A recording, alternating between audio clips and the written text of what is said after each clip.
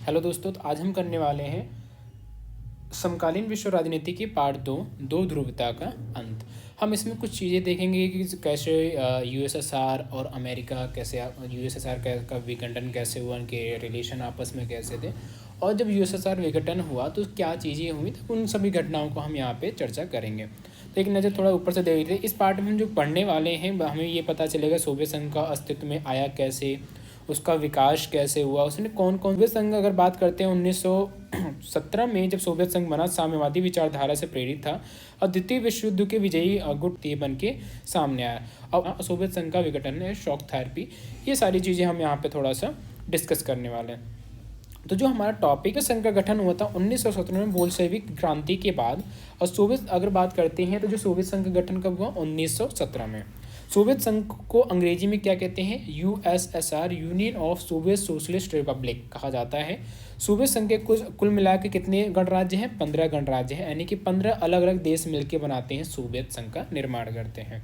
Soviet संघ का निर्माण गरीबों के हितों को ध्यान में रखते हुए किया गया था। इसे समाजवाद साम्यवाद विचारधारा के अनुसार भी बनाया गया था। अब हम बात करते हैं जो सोवियत संघ है उसने एक प्रणाली है, सोवियत प्रणाली क्या है, तो उसमें हम बात करने वाले हैं सोवियत प्रणाली क्या है। रूस में हुई 1917 में समाजवादी क्रांति के बाद साम्यवादी सोवियत संघ यूएसएसआर का निर्माण हुआ, जिसके उद्देश्य एक समतामूलक समाज की स्थापना। समतामूलक मतलब होता है सभी समान हो, जिसमें पूंजीवाद और निजी संपत्ति का अंत करके समानता पर आधिकारिक समाज की रचना करना था। इसी व्यवस्था को सोवियत प्रणाली कहा जाता है, जिसमें सभी को समान अधिकार हो, सारी चीज़ें जो हो सरकार की हो, किसी को भी इंडिविजुअल यानी कि प्राइवेट प्रॉपर्टी रखने का अधिकार ना हो। दूसरे शब्दों में अगर हम बात करते हैं जो सोवियत प्रणाली है वह व्यवस्था है जिसमें सोवियत संघ ने अपना विकास किया। धीरे धीरे सोवियत संघ ने अपना जो विकास करा कुछ प्रणाली को प्रयोग करके करा है, सोवियत प्रणाली को प्रयोग करते हुए उसने अपना विकास करा है। अब सोवियत संघ की अगर आर्थिक विशेषता की अगर हम बात करते हैं कि जो सोवियत संघ है यानी यूएसएसआर है उसकी आर्थिक विशेषताएं क्या है, तो वो हम थोड़ा सा यहाँ पे डिस्कस कर रहे हैं। सोवियत प्रणाली समाजवाद पर आधारित थी, कभी जहाँ पर सभी आर्थिक और महत्वपूर्ण समाज को ध्यान में रखते हुए सरकार द्वारा लिए जाते हैं। वहीं सोवियत प्रणाली में नियोजित अर्थव्यवस्था थी। कौन सी अर्थव्यवस्था थी, नियोजित, जो पहले से नियोजित किया जा चुका हो, योजना बना लिया हो। नियोजन से अभिप्राय है वर्तमान में उपलब्ध संसाधनों को ध्यान में रखते हुए भविष्य के लिए योजना बनाना, जिसको हम कहते हैं नियोजन। न्यूनतम जीवन स्तर की सुविधा यानी कि सबको जो न्यूनतम जीवन स्तर होती है उसकी जो सुविधा होती है सभी व्यक्तियों को वो उपलब्ध कराना, वही होता है न्यूनतम जीवन स्तर की सुविधा को प्राप्त करवाना। बेरोजगारी न के बराबर, जो बेरोजगारी थी उस समय पे वो न के बराबर थी। सोवियत व्यवस्था में बेरोजगारी लगभग न के बराबर थी, जो बेरोजगारी थी अनएम्प्लॉयमेंट वो न के बराबर। अब उन्नत संचार प्रणाली थी, उनकी जो संचार प्रणाली थी बहुत ज़्यादा डेवलप थी। मिल्कियत यानी कि मालिकाना हक का एक प्रचुर रूप का राज्य का स्वामित्व था। जो मालिकाना हक होता था किसका होता था, उस पर राज्य का होता था। भूमि और अन्य उत्पादक संपदाओं पर राज्य का नियंत्रण होता था। उपभोक्ता उद्योग उन्नत, एक छोटी सी पिन से लेके जो सोवियत संघ है वहाँ पे छोटी सी पिन, अगर हम बात करते हैं छोटे से पिन से लेके एक जो बड़ी कार होती है वो सारी चीज़ें कहाँ बनाई जाती थी, सोवियत संघ अपने देश में ही बनाता था, उत्पाद करता था। ऊर्जा संसाधन का विशाल भंडार होने के बावजूद सोवियत संघ के पास सभी प्रमुख ऊर्जा संसाधन थे। जैसे हम बात करते हैं तेल की बात करते हैं, खनिज की बात करते हैं, लोहे की बात करते हैं, इस्पात की बात करते हैं, बहुत प्रचुर मात्रा में सोवियत संघ के पास पहले से ही अवेलेबल था।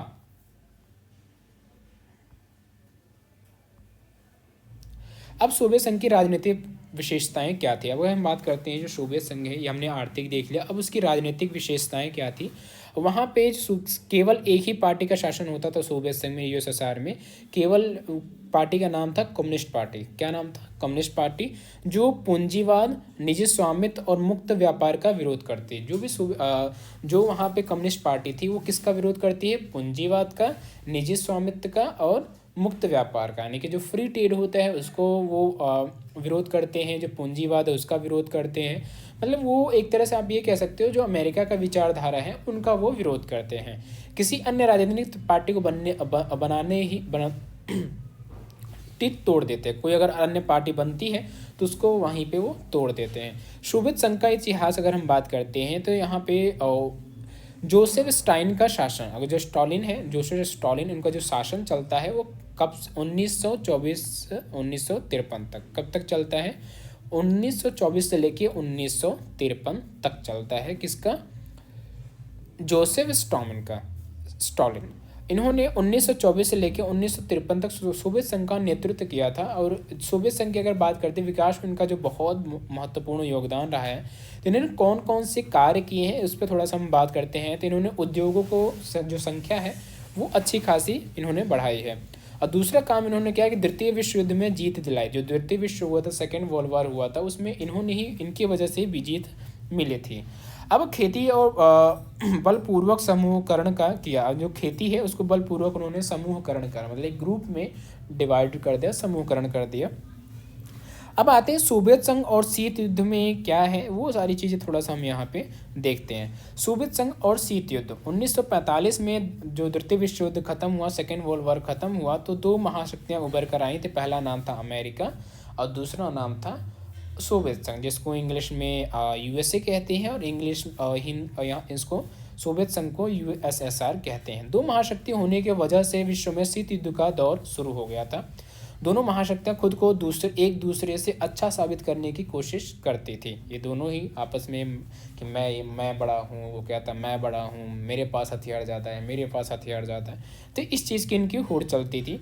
मतलब युद्ध नहीं होता था, लेकिन इनकी जो विचारधाराएँ थी उस पर इनका आपस में विवाद इनके चलते थे। अब हम बात करते हैं जो सोवियत संघ के नेता रहे उनका क्या है उनके वैल्यूज़ हैं, क्या क्या उन्होंने किया है, तो वो थोड़ा सा हम यहाँ पे डिस्कस करते हैं। अब आते हैं जोसेफ स्टालिन के बाद वहाँ के जो राष्ट्रपति बनते हैं वो बनते हैं निकिता क्रुश्चेव, जो सोवियत संघ की कमान संभालते हैं। अब इन्होंने क्या क्या काम किया है वो थोड़ा सा हम यहाँ पे देखते हैं। पहले इन्होंने क्यूबा मिसाइल संकट, जो क्यूबा मिसाइल संकट हुआ था वो इन्हीं के टाइम पे हुआ था, निकिता क्रुश्चेव के। और अंतरिक्ष में पहुंचने की होड़ में जो निकिता क्रुश्चेव की समय में अंतरिक्ष पहुंचने का होड़ हुआ था। अब आते हैं स्टोमिन और यूरी ग्लानिन को अंतरिक्ष में भेजा गया। और बर्लिन की दीवार का निर्माण, और जो बर्लिन की दीवार बनी थी वो किसने बनवाया था? निकिता क्रुश्चेव ने। अब सोवियत संघ की जो शीत युद्ध का परिणाम रहा, हथियारों के निर्माण में अत्यधिक खर्चा किसने किया था? सोवियत संघ बहुत ज़्यादा हथियारों पर अपना खर्चा करता था। पश्चिमी देशों से पिछड़ जाना, ये एक तरह से शीत युद्ध का प्रभाव रहा है। अर्थव्यवस्था का रुक जाना, ये भी शीत युद्ध का ही प्रभाव रहा है। विकास की गति कम हो जाना, ये भी शीत युद्ध का ही प्रभाव रहा है। देशों की समस्याओं को ध्यान से हटाकर विश्व यानी कि यूएसए है उसको पीछे करने के पीछे ये लड़ गए थे। तो जिससे ये जो भी इनका प्रगति है उसको उन्होंने धीरे कर दिया। और जो देश इनके अंदर थे 15 देश, उनकी समस्याओं को ये ध्यान उतना नहीं देते थे। अब आते हैं मिखाइल गोर्बाचेव द्वारा सोवियत संघ में सुधार के लिए दो नीतियाँ अपनाई गई। पहला था खुलेपन की नीति अपनाना, जिसे ग्लास नोस्त कहते हैं, और दूसरा था पुनर्रचना करना, जिसे पेरोस्ट्रोइका कहते हैं, बनाई गई थी। और जिनका मुख्य उद्देश्य था सोवियत संघ में शांति लाना। जो सोवियत संघ में शांति लाना इनका काम था, क्योंकि ये इन्होंने कहा कि हम खुलापन लाएंगे, और दूसरा इन्होंने कहा कि हम पुनर्रचना करें, जिसका मुख्य उद्देश्य सोवियत संघ की शांति लाना था। अब इन्होंने राजनीतिक सुधार क्या किया, आर्थिक सुधार क्या किया, वो थोड़ा सा हम देखते हैं। तो लोकतंत्र को बढ़ावा दिया इन्होंने कि हम लोकतंत्र लेके आएंगे, लोकतंत्र को इन्होंने बहुत प्रचार वो सब करा। अफगानिस्तान और पूर्वी यूरोप से सेना को वापस इन्होंने अपना बुला लिया, और जर्मनी के एकीकरण में सहायता किया। अब आता है आर्थिक सुधार क्या क्या इन्होंने किया। हथियारों की होड़ पर रोक लगाई, पहला काम। दूसरा काम, इन्होंने आर्थिक विकास को बढ़ावा देने के प्रयास किए। और तीसरा है निजीकरण को इन्होंने बढ़ावा दिया। किसने? मिखाइल गोर्बाचेव ने। अब हम आते हैं सोवियत संघ का विघटन। सोवियत संघ ने गुर्जेव ने सोवियत संघ में सुधार की कोशिश करा। इन्होंने साथ हम सुधार की यहाँ कोशिश करते हैं, पर उनके प्रयास पूरी तरह से असफल रहे। वह लोगों को जो यह सुधार चाहते थे उन्होंने कहा कि सुधार बहुत धीरे धीरे हो रहे हैं, और जो लोग इन सुधारों को विरोध कर रहे थे उनका वो विरोध करते थे। इस वजह से गोर्बाचेव को न तो कहीं से कोई समर्थन मिला, और 1979 में बर्लिन की दीवार गिरने के बाद ही सोवियत संघ के विघटन की शुरुआत हो गई थी।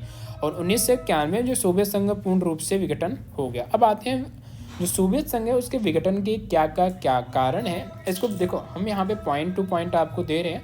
आप इसको एग्जाम में एक्सप्लेन कर सकते हो पूरी होल पैराग्राफ में, मतलब 5 से 6 लाइन में अगर एक्सप्लेन करके 7-8 पॉइंट अगर ऐसे थोड़ा ढंग से लिख दोगे तो आपके जो भी मार्क्स हैं 4 मार्क्स के या 6 मार्क्स के हैं तो सारे मार्क्स आपको मिल जाएंगे। बट आपको प्रेजेंट करना आना चाहिए। पहला आता है लोगों में बिगड़ने के कारण में अगर बात करते हैं तो लोगों की आकांक्षाओं को पूरा न कर पाना, जो लोग सोचते थे वो उन्होंने पूरा नहीं किया। दूसरा नौकरशाही पर शिकंजा, जो नौकरशाही है वो उन पर शिकंजा। तीसरा है कम्युनिस्ट पार्टी का दबदबा, जो सरकार कम्युनिस्ट पार्टी है, सरकार पूरा जो दबदबा होता था कम्युनिस्ट पार्टी का ही होता था और शुरू से लेकर अब तक ये कम्युनिस्ट पार्टी उस पर रूल करती थी। अब हथियारों के निर्माण में अत्यधिक खर्चा, यहाँ पे जनता भूखे मर रही है और अब यहाँ पे सरकार हथियारों की होड़ में लगी पड़ी है। पश्चिम देशों में पिछड़ जाना, जो पश्चिम देश है उससे सोवियत संघ धीरे धीरे पिछड़ रहा था। रूस का दबदबा, पूरे जो 15 देश हैं उन 15 देशों में से सबका जो जिसकी पावर चलती थी उसका रूस का चलता था। अर्थव्यवस्था का धीरे धीरे रुक जाना, लोगों में आज़ादी की भावना धीरे धीरे उठना, क्योंकि उन्होंने लोकतंत्र को बढ़ावा दे दिया था। तत्कालीन कारण भी बहुत और कारण थे, लोगों ने के मन में आज़ादी की भावना उभरना और गोर्बाचेव के सुधार, जिसे हम पुनर्निर्माण और तो इन्होंने पेरेस्ट्रोइका और ग्लासनोस्त जो इन्होंने कहा था सुधारों की नीति लेके आना, तो वो थोड़ा सा इनको दिक्कत कर गए। अब हम बात करते हैं सोवियत संघ के विघटन के बाद क्या हुआ, उसका परिणाम क्या हुआ, वो थोड़ा सा हम यहाँ पे डिस्कस करते हैं। तो पहला है शीत युद्ध के समाप्त हो गया, पहला शीत युद्ध समाप्त हो गया, अमेरिका का वर्चस्व अपना शुरू हो गया, हथियार को होड़ की समाप्ति हो गई। चौथा हो गया सोवियत संघ का धीरे धीरे अंत हो गया। जो 15 देश थे सोवियत संघ के अंदर वो नए देश बन के आ जाते हैं और रूस सोवियत संघ का उत्तराधिकारी बन जाता है। रूस क्या बनता है, सोवियत संघ का उत्तराधिकारी। समाजवादी विचारधारा को बड़ी झटका लगता है, पूंजीवाद विचारधारा को बल मिलता है और रूस में कम्युनिस्ट पार्टी का जो प्रतिबंध होता है वो हो जाता है। और सोवियत संघ ने धीरे आज़ाद देशों ने लोकतंत्र पूंजीवाद को अपनाया और रूस को वही सभी अधिकार मिले जो सोवियत संघ के पास थे। सारे चीज़ें रूस को मिल गया, जैसे कि सुरक्षा परिषद में स्थायी जो सदस्यता थी वो रूस को मिल गई और जो संसदा सोवियत संघ द्वारा मिला था वो सभी रूस द्वारा निभाई गई और परिणाम स्वरूप परमाणु संपन्न देश, परमाणु जो है वो किसको मिल गया, परमाणु संपन्न देश बन गया रूस, उसमें रूस शामिल हो गया। अब हम बात करते हैं शॉक थेरेपी क्या है। अगर हम इसको अगर बनाएंगे तो वीडियो थोड़ा सा ज़्यादा लंबी हो जाएगी, तो हम इसको यहीं पे कट करते हैं। तो एक पार्ट और लाएंगे जिसमें पूरी चैप्टर को हम आपको समझा देंगे। तो अगला जो नेक्स्ट वीडियो आएगी उसमें हम पढ़ेंगे शॉक थेरेपी के बारे में। Thank you.